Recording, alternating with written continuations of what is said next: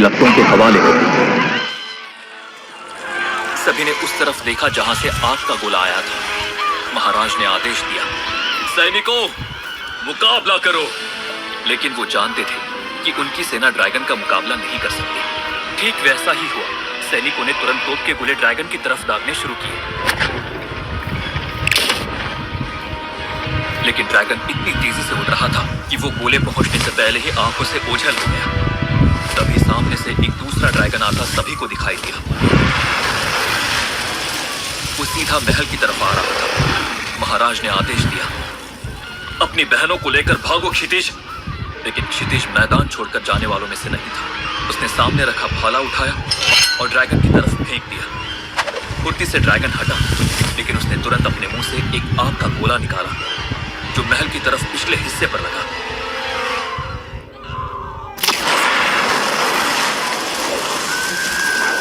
क्षितिज की सभी बहनें डर से कांप रही थी। क्षितिज, तुम या मैं इन ड्रैगन का मुकाबला नहीं कर सकते। तुम्हारी शक्तियां उन्हें छू भी नहीं सकती। क्षितिज ने गुस्से से पूछा, तो क्या पिताजी हम खामोश रहे? नहीं, लेकिन उनसे बदला लेने के लिए तुम्हें भी ड्रैगन हासिल करना होगा।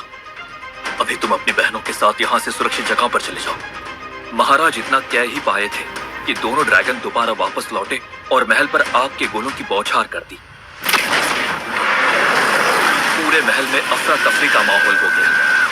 सभी अपनी जान बचाने के लिए भागने लगे। क्षितिज और महाराज नरसिंह भी एक दीवार के पीछे थे। हमारे दुश्मन ये ड्रैगन नहीं, बल्कि वो है जिसने इन्हें हमला करने का आदेश दिया है। तुम यहां से भागकर अपनी जान बचाओ ताकि समय आने पर उन्हें सजा दे सको। इतना कहते ही महाराज ने क्षितिज को एक ओर भागने का इशारा किया। क्षितिज ने असहमति से अपने पिता की आंखों में देखा। नहीं पिताजी, मैं आपको यहां छोड़कर नहीं जाऊंगा। क्षितिज, स्थिति को समझो। एक राजा और पिता का कर्तव्य होता है कि अपने परिवार और राज्य के लिए आखिरी दम तक लड़े। जब तक राज्य का एक भी नागरिक इस महल में है, मैं महल छोड़कर नहीं जा सकता। और एक पुत्र और राजकुमार का कर्तव्य है कि वो अपने पिता और राजा का आखिरी सांस तक साथ दे। इसलिए मैं नहीं जाऊंगा। क्षितिज अपने संकल्प के लिए दृढ़ था।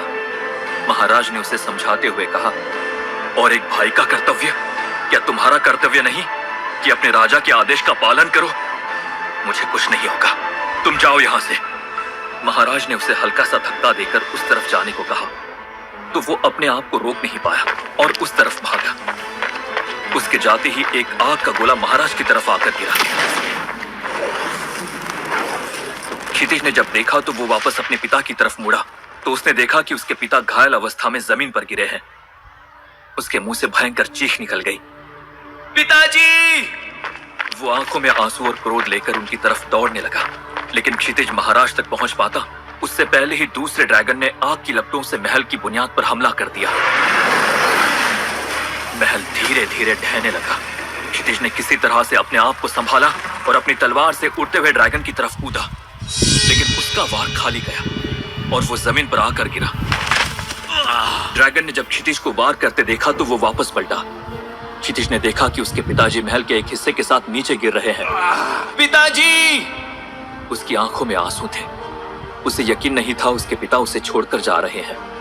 उसी समय ड्रैगन ने आग की लपटों से क्षितिज के ऊपर वार कर दिया। क्षितिज फुर्ती से हटा, लेकिन तभी महल का एक बड़ा सा टुकड़ा उसके ऊपर गिर गया। क्षितिज उसके नीचे दब गया। उसने उठने की पूरी कोशिश की, लेकिन वो नाकाम रहा। तभी उसने देखा कि ड्रैगन उसी की तरफ उड़ता हुआ आ रहा है। क्षितिज ने पूरी जान लगाकर अपने ऊपर गिरे पत्थर को उठाने की कोशिश की, लेकिन अब उसके शरीर में शक्ति नहीं बची थी। तभी उसे एक ड्रैगन उसकी तरफ आता दिखाई दिया। क्षितिज ने उठने की कोशिश की, लेकिन उसकी शक्ति शून्य हो गई थी। क्षितिज की आंखें धीरे धीरे बंद होने लगी।